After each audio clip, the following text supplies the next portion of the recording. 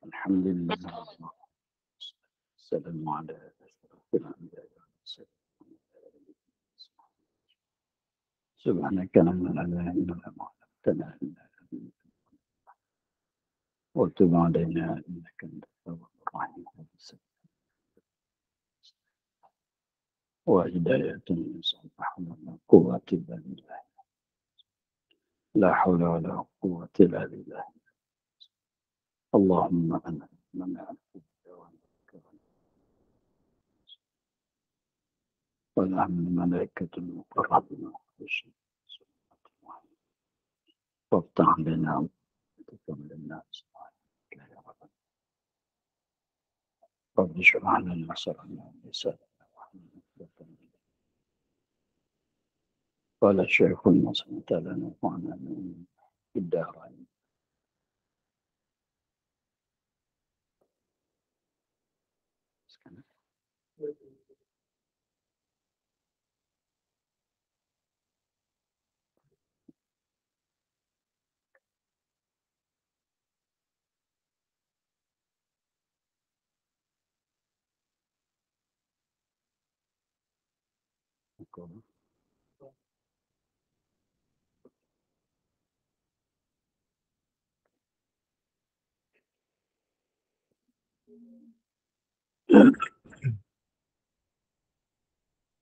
Ketujuh, tayamum padahal ada air, tetapi menyalangi antaranya dan antara air seteru daripada binatang yang buas atau lain.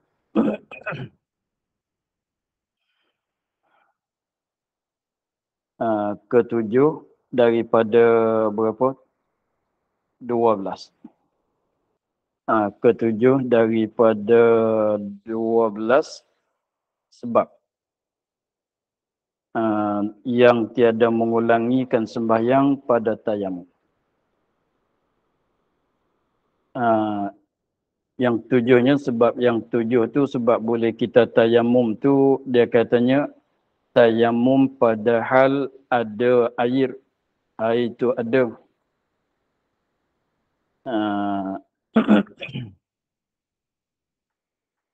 Tetapi menyelangi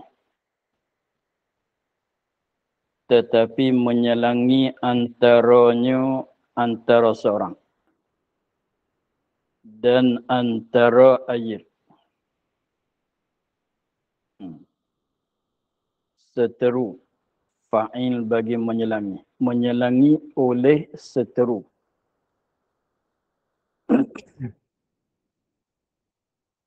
Seteru yakni oleh seteru. Seteru tu daripada binatang yang buas. Binatang buas atau lainnya lain pada binatang buas. Seteru daripada manusia. Jadi ceritanya kita duduk kat satu tempat. Di sana tu adalah air dalam kolam ke atau di perigi ke atau suatu tempat tu ada tempat air tu ada. Tapi masalahnya kita nak pergi ambil air untuk nak wuduk, nak mandi tu tak boleh sebab di sana atau di tengah jalan tu ada binatang buas. Artinya seteru daripada manusia. Kiranya kalau kita pergi ambil di sana tu maka akan akan menyakiti akan kita oleh seteru tadi. Jadi maknanya kalau fardunya kalau tidak ada seteru, tidak ada binatang buas, artinya apa-apa ketakutan tu kita boleh pergi kepada air untuk ambil wuduk dan artinya untuk mandi. Itulah masalahnya. Jadi pendekatannya yang ketujuhnya ialah di dalam suatu tempat itu air itu ada. Air itu ada, tapi kat rumah kita ni tidak ada lah. Tapi dalam kawasan kampung kitanya air itu ada. Cumanya kita nak pergi ambil air di sananya tak boleh. Sebab ada menghalangikan air itu oleh seteru. Jadi maknanya kalau kita pergi ambil air itu tak selamatlah kita. Takut makan di binatang buas ke ataunya menyakitikan kita oleh seteru daripada manusia. Itulah masalahnya. Maka masuk dalam masalah yang ketujuh juganya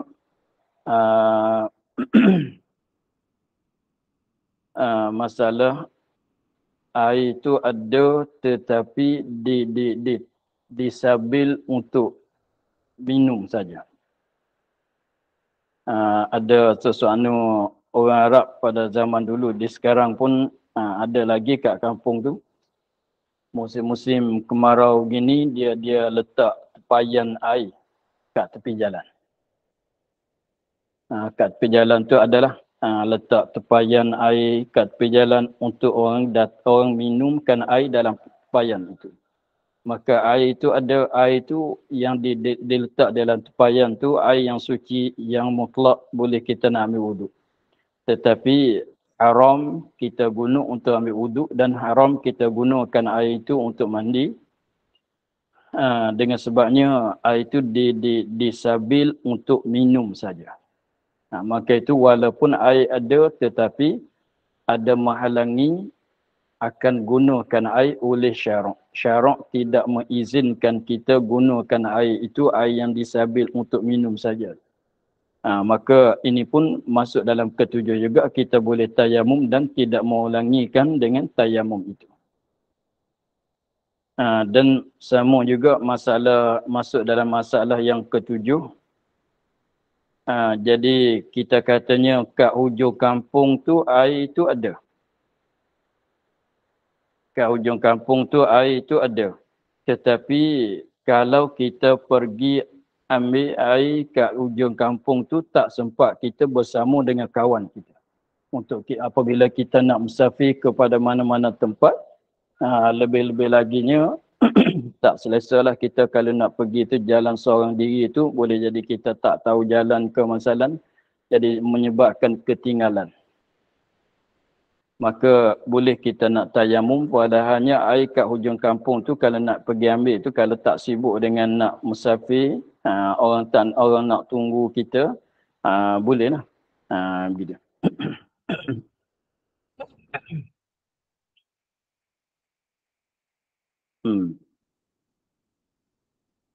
Kedelapan, tayamum ada air.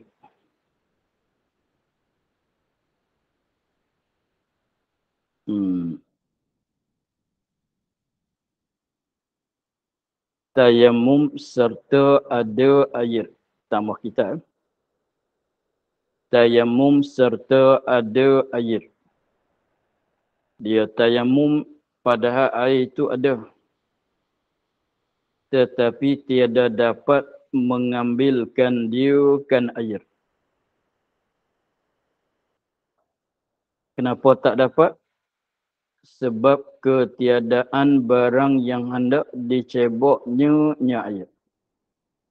Barang tu apa dia? Seperti timba, beldi atau tali kalau air itu dalam perigi, dalam telaga, atau lain daripada keduanya, timba dan beldi. Maknanya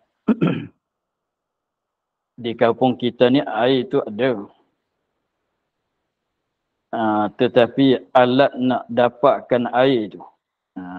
Sebab kita katanya air itu dalam kolam yang dalam atau dalam telaga, dalam perigi yang dalam.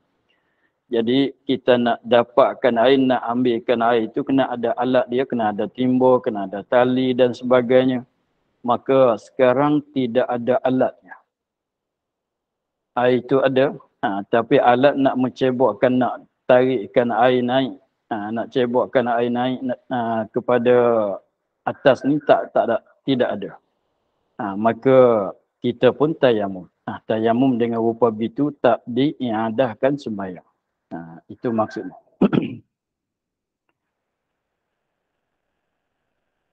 Kesembilan,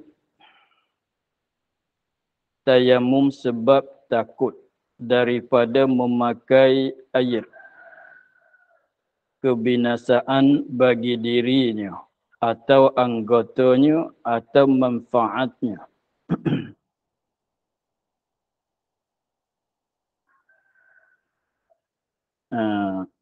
Ini masalah ke-9, ini masalah sakit.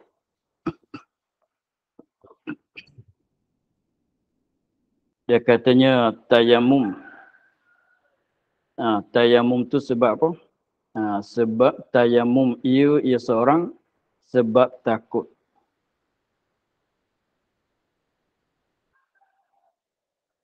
Sebab takut, bimbang. Sebab takut, sebab bimbang daripada memakai air, menggunakan air. Guna air tayamum wudu atau gunakan air itu mandi. Sebab takut daripada memakai air, menggunakan air. Memakaikan air tu maknanya kita ambil wuduk dengan air, kita mandi janabah dengan air. Takut kebinasaan bagi dirinya. Kebinasaan bagi dirinya ni mana takut mati lah.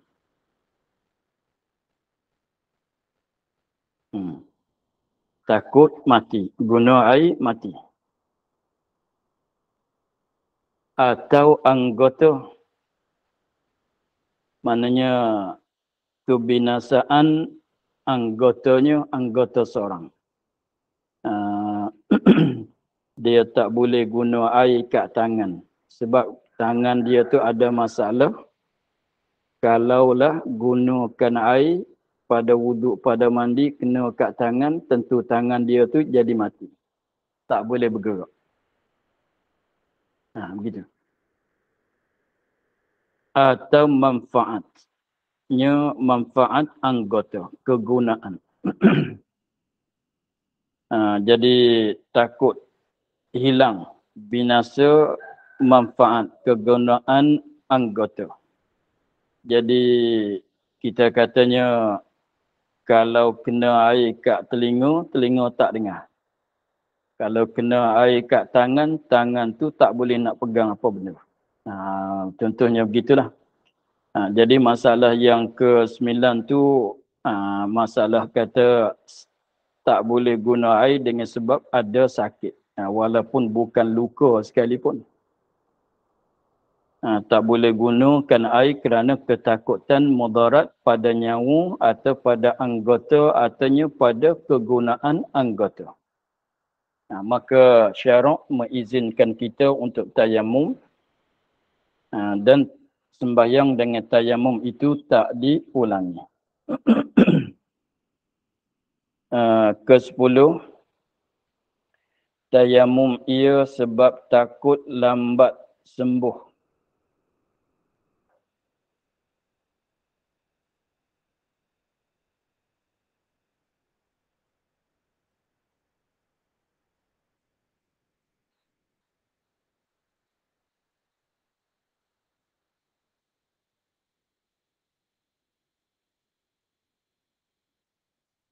Sebab takut lambat sembuh.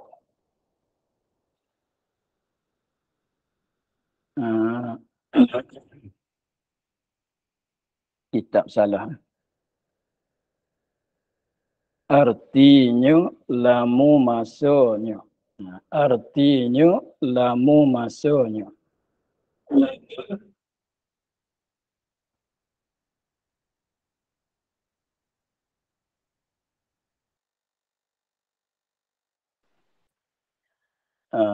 Kita betulkan kita.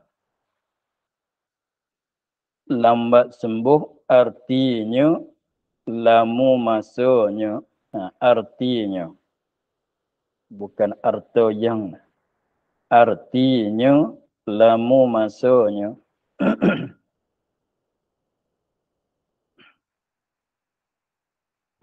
Jadi yang ke-10 ni kita tayamum sebab tak boleh gunakan air. Dia dekat-dekat dengan masalah yang ke-9.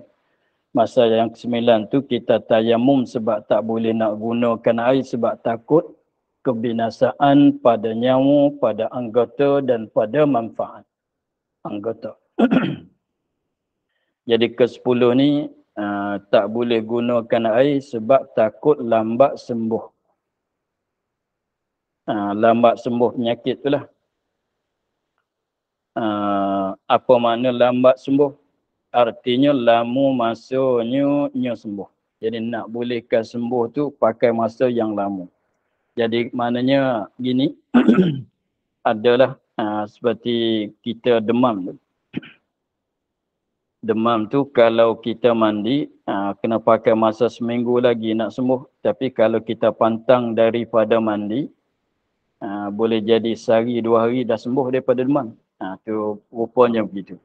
Jadi pada adatnya kita katanya kena pakai masa seminggu. Kalau kita pantangkan daripada gunakan air, pakai masa seminggu boleh nak sembuhkan penyakit. Tapi kalau kita gunakan air bagi kena air kat anggota tu, boleh jadi pakai masa berganda. Yang kena pakai masa seminggu jadi 2 minggu, jadi sebulan. Itu mana kata lama masa untuk nak ambil masa lama. Nak bolehkah sembuh penyakit itu. Jadi maknanya kita kita pantang daripada kena gunakan air untuk nak cepatkan sembuh penyakit. Ini pun setengah daripada keuzuran yang dibolehkan kita tayamum. Itu. Jadi maknanya kalau tanya mudarat ke tidak pada nyawa, tak mudarat. Mudarat ke tidak pada anggota, tidak mudarat. Mudarat ke tidak pada kegunaan anggota, jawabnya tidak mudarat. Cumanya lambat sembuh. Itu saja. Daripada kita tak pakai air, guna masa 2, 3, 4 hari sembuh. Tapi kalau kita mandi, kita guna air, jadi berminggu-minggu, banyak hari pula nak bolehkan sembuh. Itulah. Boleh kita pantang, gunakan air, kita tayamum ganti.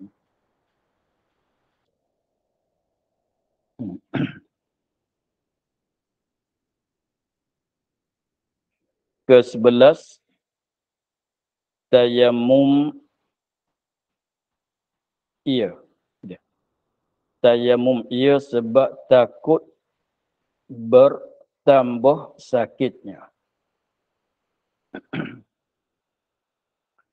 Jadi yang ke-11 pun dekat-dekat ni. Jadi maknanya yang mulai daripada yang tadi, yang ke-9, yang ke-10, yang ke-11, yang ke-12 tu masuk dalam kata tak boleh gunakan air kerana sakit. Wa in kuntum mardah. Ini masuk dalam ayat tu ke semua. Wa in kuntum mardah aw ala safarin. Wa in kuntum mardah ni yang ke-9, yang ke-10, ke-11, ke-12 tu masuk dalam kata wa in kuntum mardah. Masalah katanya tak boleh gunakan air kerana ada sakit. Lepas tu yang ke-11 tu jadi maknanya kita pantang, kita tak boleh gunakan air, kita gantikan dengan tayamum sebab takut bertambah sakit. Sebab takut bertambah sakit. Jadi maknanya sakit kita jadi bertambah berat. Kalau tak guna air, tidak ambil wuduk dengan air, tidak mandi dengan air, kita nak solat kita tayamum, nak solat kita tayamum, jadi sakit kita tu jadi biasa begitu, memanglah tak sembuh pun tapi tak bertambah. Tapi kalau guna air, jadi berat. Kalau kita mandi, berat balik. Panas badan berat balik. Bertambah berat lah. Maka itu tak payah guna air. Jadi kita tayamum ganti. Itu yang ke-11. Ke-12, tayamum sebab takut memakaikan air. Memakai air itu hasil kepadanya bertanda parut pada anggota yang zahir. Ini masalah kena badan kita tu ada luka. luka kena pisau ke masalah, ataunya kena air panas, ataunya kena api ke masalah, katalah. Lepas tu apabila kalau kita gunakan air, maka akan timbul, akan hasil parut, dia kata. Tengok. Ke-12 tayamum, ia sebab takut. Sebab takut. Takut ni bukan takut pada seteru ni, makna bimbang. Sebab takut memakai air itu, takut apa? Hasil kepadanya pada seorang bertanda parut. Kalau bahasa kampung petani panggil lekat parut. Pada anggota. Tapi anggota tu yang zahir. Pada anggota yang zahir. Tengok dia hurai balik. Bermula parut itu tanda yang dibenci. Sebab berubah warnanya atau berkerut. Tidak. Atau berkerut kulitnya. Atau kasar, atau daging yang timbul, atau lubang yang tinggal. Itu maksud dengan kata parut. Bermula parut. Jadi maknanya apabila kalaulah kita guna air akan jadi parut. Kat badan, kat anggota yang zahir. Parut tu apa dia? Dia kata bermula parut itu tanda yang dibenci, mana tak disukai. Sebab berubah warnanya. Contohnya, setengah-setengah orang tu dia dia kena api masalah. Lepas tu lepas pada sembuh tu jadi hitam tepat-tepat yang kena api. Jadi hitam, atau jadi merah masalah. Maka itu apabila ada pada anggota yang zahir di muka, di tangan, jadi maknanya membawa kepada jadi, kalau dia tu jadi apa, seganlah nak pergi pada tempat orang ramai, jadi segan, jadi malu, gitu. Jadi maksud dengan parut satunya ialah perubahan warna kulit tempat yang luka tu. Apabila luka tu dia dah jadi sedaging, maka nak boleh jadi pulih balik tu, dia pakai masa lama juga. Maka sama tara tu jadi hitam di situ atau jadi biru di situ. Maka itulah setengah daripada maksud dengan kata parut yang hasil daripada gunakan air atau berkerut kulit.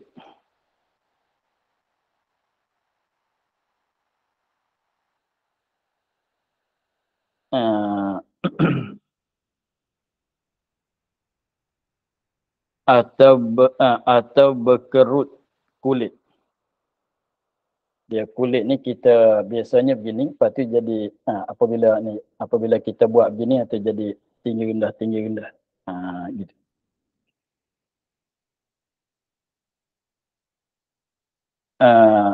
Atau kasar.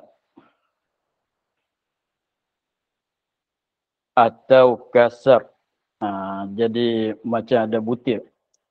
Jadi kalau kita buat gini rasalah, jadi berpasir. Itu jadi kasar kulit. Macam kulit kat tapak kaki yang pecah. Kat tumit tu. Kat tumit tu kalau orang yang berkebun tu, dia banyak berjalan tu, kat tumit tu jadi pecah. Maka kulit dia tu jadi kasar. Itu tak comel lah. Orang tak sukalah kalau ada kat muka tu, tu satu benda yang tak disukai lah. Atau daging yang timbul. Jadi hasil dengan sebab kita guna air tu jadi timbul daging naik. Jadi timbul daging naik. Jadi tumbuh naik. Atau lubang atau lubang yang tinggal, maknanya jadi berlubang pada anggota zuhir. Jadi berlubang, jadi dalam. Seperti setengah-setengah orang tu dia jadi bisul. Apabila bisul tu besar, apabila bisul tu besar, apabila dekat-dekat nak sumbuh tu jadi berlubang. Maka berlubang tu tak dibenci, tak disukai. Itu maksud katanya parut. Jadi maknanya kita mengelak, kita pantang, kita mengelak daripada gunakan air pada tempat luka atau tempat sakit. Sebabnya kalau gunakan air itu akan hasil parut. Parut tu rupanya tadi. Bukan sekadar parut tu ialah berubah warna jadi hitam di kulit sajalah. Bahkan berubah warna pun satu juga. Artinya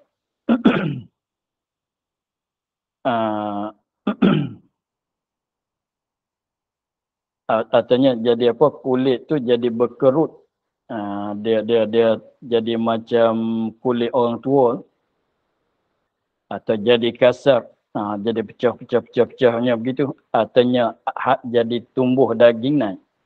Artinya jadi berlubang.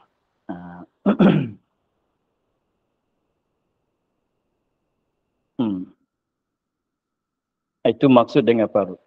Dan dikandung dengan anggota yang zahir. Jadi masalah tadinya kita tayamum tu kerana pantang nak mengelak daripada guna air, takut hasil parut pada anggota yang zahir. Lepas tu mana dia anggota yang zahir? Dia katanya dan dikandung dengan anggota yang zahir itu barang yakni anggota yang nyata daripada seorang tak kala berkhidmat. Tak kala berkhidmat berhijrah pada ghalibnya. Seperti muka dan dua tangan. Itu misal bagi anggota yang zahir. Jadi masa kita berhijrah, masa kita berhijrah, hijrah dalam rumah, kita sapu, kita buang sampah dalam rumah ke masalah, apa-apa kerjaan kita lah yang kita buat tu. Contohnya kalau orang perempuan tu nak masak nasi, masalah kat dapur, masalah nak basuh baju, nak basuh makuk pinggang ke masalah, atau nak sapu sapah dalam rumah kat tepi rumah ke masalah, atau nak buang rupuk kat tepi rumah, itu maksud katanya berkhidmat. Maka sakat mana kita buka? Biasanya kalau orang perempuan dia tak pakai nikab lah. Dia tak tudung lah, dia tak, itu muka dia tu buka. Lagi pulaknya tangan tu biasanya kalau kat rumah tu dia tak pakai sakat ni. Kalau waktu nak basuh makuk pinggang tu tangan baju taklah sakat ni, dia akak naik sikit. Maka sakat ni dikatakan anggota yang zahir pada masa kita bekerja, berkhidmat. Begitu juga kalau kat kaki tu tidaklah labuhkan kain. Bahkan kain tu boleh jadi tinggi sikit daripada buku lali. Sebab tak selesa kita nak berkhidmat, nak bekerja, maka sakat tu dikatakan anggota yang zahir. Itu kira katanya pada ghalib tu sakat mana. Orang kita apabila kita bekerja tu kita bukakan anggota kita, maka itu dikatakan anggota yang zahir. Maka tayamum tadi tu kerana takut hasil parut pada anggota yang zahir. Seperti muka, seperti tangan. Lagi pulaknya kalaulah seperti lagi akan datang dia sebut, kalaulah parut tu pada anggota yang tidak zahir, itu tak boleh kita nak tayamum. Tengok lagi ke atas.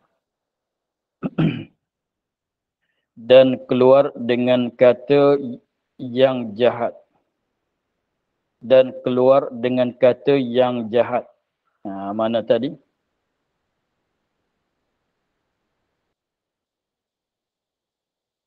Dia tak sebut. Dan keluar dengan kata yang jahat. Yang tadi. Tadi. Pada kata bermula parut itu tanda yang dibenci. Dibenci itu makna yang jahat. Biasalah kalau jahat orang tak suka kan. Kalau jahat tu orang tak suka. Dan keluar dengan kata yang jahat. Dengan kata yang jahat, mana yang dibenci tadi. Mana tak disukai. Parut yang tak tanda yang dibenci, yang tak disukai itu mana yang jahat. Bukan jahat mana mengaruk, curi barang orang tu, bukan gitulah. Jahat mana tak disukai. Jikalau parut yang sedikit hitam, hasil pada anggota yang zahir. Jadi hitam sikit macam tai lalat. Kalau orang tak perhati, tak nampak lah. Kalau ada besar 2 jari kat pipi ni, daripada jauh dah orang dah nampak. Nanti kalau pergi kat masjid, pergi kat mana, nanti orang nanti jenah jawab lah. Kenapa muka kau? Kenapa muka kau? Jenah jawab lah kita. Seorang datang tengok, tu sebab dia banyak. Tapi kalau halus, kalau sedikit, seperti hitam yang sedikit, kalau orang tak perhati tu, tak tahu, artinya sedikit tak dibilangi, maknanya tak masuk dalam katanya tak masuk kata jahat, rupaan jadi huduh rupa ke, tak sampai begitulah. Dia katanya jikalau parut yang sedikit hitam, maka kalaunya tempat luka dia tu sikit saja. Kalau guna air pun akan jadi parut hitam tu tapi kecil saja. Maka tak boleh kita nak tayamum, mesti kena gunakan air juga. Dan keluar dengan anggota yang zahir, yang batin. Keluar dengan kata anggota yang zahir itu keluarnya ialah anggota yang batin. Mana dia anggota yang batin? Anggota yang sebelah bawah kain. Ketika kita berkhidmat. Seperti kat sini masalah. Kalau kita berkhidmat tu kita tak akadlah baju seperti kat dada, kat pohon masalah. Tak bukalah situnya di depan orang tu. Pada masa kita khidmat. Kita bekerja rumah. Maka itu dikatakan anggota batin. Contohnya dia kena api kat belakang masalah. Maka dia berjunub. Apabila junub tu, doktor katanya, kalau kena air tu akan lekat parut atau akan jadi akan hasil parut tadi. Maka itu tak boleh dia nak tayamum, mesti kena mandi juga. Mesti kena gunakan air kalau tak sakit lah. Sebab doktor kata akan jadi parut ni kalau kena air kat belakang. Maka itu tak mengapa. Tak boleh kita nak tayamum, mesti kena mandi juga, mesti kena gunakan air juga. Walaupun hasil parut tak mengapa sebab batin. Kalau kita pergi kat mana-mana tu orang tak tahu sebab dilindungi oleh kain baju. Gitu. Tu maknanya dan keluar dengan kata anggota yang zahir, yang batin parut, yang batin. Yang batin parut yang jahat pada anggota batin. Maka tiada memberi bekas, tak memberi kesan takutnya yang demikian itu yang batin tadi. Jadi tak beri kesan, tidak memberi bekas, tidak memberi kesan pada gugur, pada harus tayamum. Gitulah. Maka tiada memberi bekas, yakni pada harus tayamum. Maknanya mesti kena gunakan air juga. Walaupun hasil parut, tetapi pada anggota batin kita tak malu. Kalau nak pergi ke orang ramai pun tak malu sebab dilindungi oleh kain baju. Gitu. Uh, dan dipegang pada takut itu. Jadi kembali ini kembali pada masalah yang ke-9, 10, 11, 12. Jadi yang ke mana tadi? Yang ke-9 tayamum sebab takut daripada memakai air, kebinasaan pada diri, yakni rusak nyawa, mati, atau pada anggota atau pada manfaat. Artinya takut lambat sembuh. Artinya takut bertambah sakit atau takut hasil parut. Jadi maknanya 9, 10, 11, 12 tu begitu. Jadi ke-9 tu takut mati, takut rusak anggota, takut hilang kegunaan anggota. Ke-10 ialah takut lambat sembuh. Yang ke-11-nya ialah takut bertambah sakit. Yang ke-12-nya takut hasil parut yang tak disukai pada anggota yang zahir. Maka takut-takut tu kita nak pegang di mana? Kita nak percaya kepada siapa? Dia katanya dan dipegangkan, diaktimatkan pada takut itu, takut pada masalah 9, 10, 11, 12. Kata seorang adil, riwayat. Yani kita berpegang dengan perkataan seorang yang adil, riwayat. Adil dalam bab riwayat. Adil di dalam bab riwayat maknanya adil maknanya bukan orang fasik. Dia adil ni ada dua. Adil bab riwayat. Adil dalam bab saksi. Bila. Lepas tu maksud dengan adil riwayat tu ialah orang yang Muslim, yang Muslim, yang baligh, yang berakal, yang tidak fasik.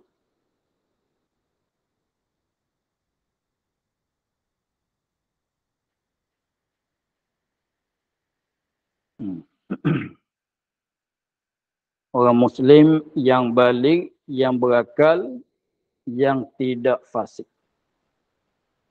Itu dikandaki adil riwayat. Walaupun perempuan, walaupun hamba sekalipun.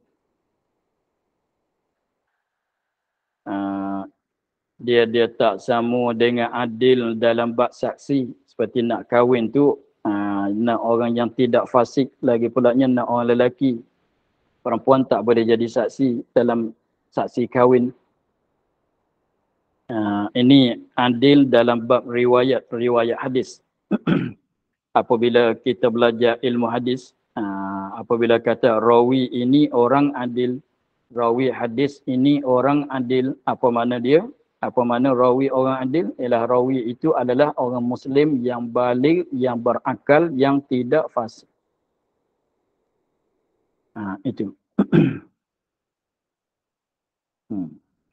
Itu maksud dengan kata adil riwayat. Jadi, tapi seorang tu dia ada pengalaman lah.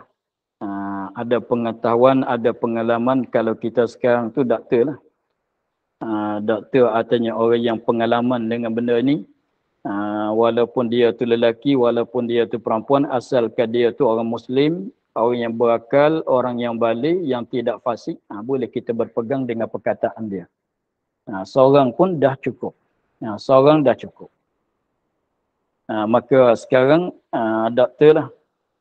Apabila doktor tu bukan orang akil baligh, yang tidak fasik, yang beragama Islam, dia beri penasihat pada kita, katanya kau jangan bagi kena air kat luka kau ni.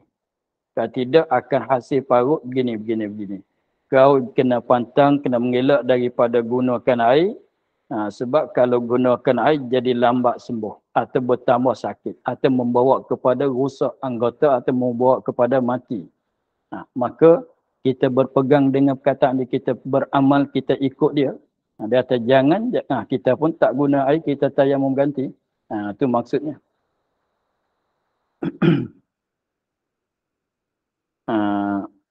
Lepas tu, ini satu perkara lagi, sama juga. Kalau kita sendiri, kita nak kata kita ni doktor pun taklah juganya. Tapi kita tahu, macam kita demam, bukan doktor kita. Tapi apabila kita demam kuat, demam sangat panas tu, kalau nak guna air pada wuduk pun tak boleh. Jadi bertambah demam lagi, bertambah berat demam lagi. Kita tahu kita sendiri. Dengan sebab adatnya begini, pernah berlaku. Demam kuat begini, kalau ambil wuduk, walaupun tak mandi, tapi basuh muka kena air pada wuduk saja, demam kita akan jadi berat. Walaupun tak tanya doktor sekalipun, pengalaman kitanya begitu. Maka dah boleh tu kita nak tayamum, tak nanti tanya doktor. Dengan sebab ikut pengalaman kita. Ini pun boleh kita nak ikut juga.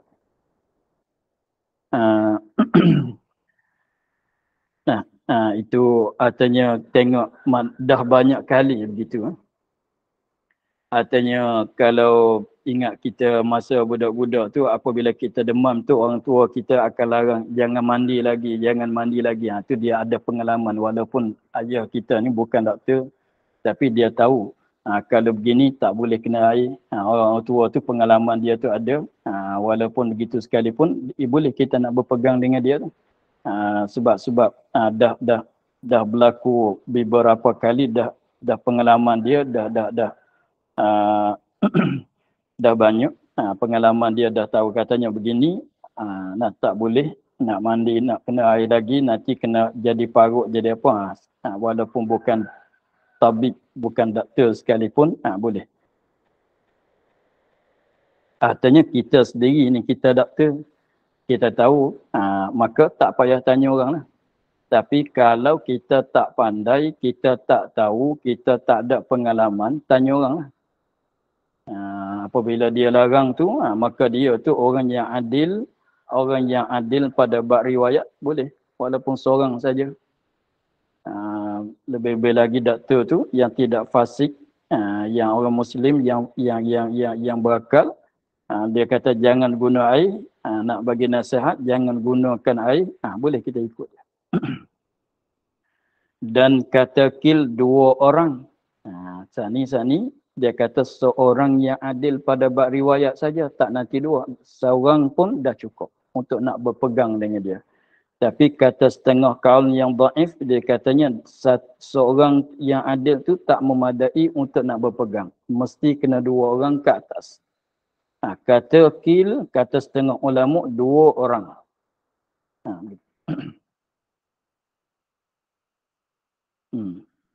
Dan seperti bertambah sakit, kedatangan sakit dengan lebih utama pada harus tayamum. Ini masalah yang ke berapa tadi? Yang ke-11, dia katanya tayamum sebab takut bertambah sakit. Bertambah sakit mana sekarang kita dah sakit. Lepas tu doktor kata jangan kena air, akan jadi bertambah sakit. Sakit tu akan bertambah berat. Lepas tu di sini dia katanya sama juga dengan masalah bertambah sakit tu. Masalah kita sekarang ni tidak sakit. Tidak sakit. Tak ada sakit. Tetapi doktor kata, sekarang kau sihat. Tak sakit. Jangan sentuh air. Jangan bagi kena air. Nanti kalau gunakan air, akan sakit balik. Macam... itu apa dia, pantang lah. Seperti tekanan darah tu jangan makan lemak-lemak kan. Nanti pening kepala masalah. Jadi maknanya dia ni mesti kena pantang daripada air. Walaupun dia sekarang tak ada sakit, segar, sehat. Tapi bila kena air akan datang sakitnya. Sama juga. Itu lebih aula lagi dia kata. Itu mana kata dan seperti bertambah sakit, kedatangan sakit. kedatangan sakit. Mana sekarang tak sakit, tapi kalau kena air, sakit tu akan datang balik. Kedatangan sakit. Dengan terlebih utama pula pada harus tayamum. Kita sakit, guna air bertambah sakit, boleh nak tayamum. Apakah lagi kalau kita sihat, kalau guna air akan kedatangan sakit. Maka lebih aula lagi, lebih utama lagi lah. Lebih utama, lebih aula lagi lah untuk harus kita tayamum. Dan tayamum itu kita sembahyang dengan tidak diulangi. Itulah. Habis masalah sebab-sebab tayamum. Maka kita akhir pada katanya dan rukun tayamum itu 5 perkara. Wallahu a'lam. Alhamdulillah. A'udzubillahi minasyaitonirrajim. Bismillahirrahmanirrahim. Alhamdulillah rabbil alamin. Wassalatu wassalamu ala asyrafil anbiya'i wa ala alihi wa sahbihi. اللهم افتح لنا فتوح العارفين ومن قلوبنا بالكريم واجعل عملنا خالصا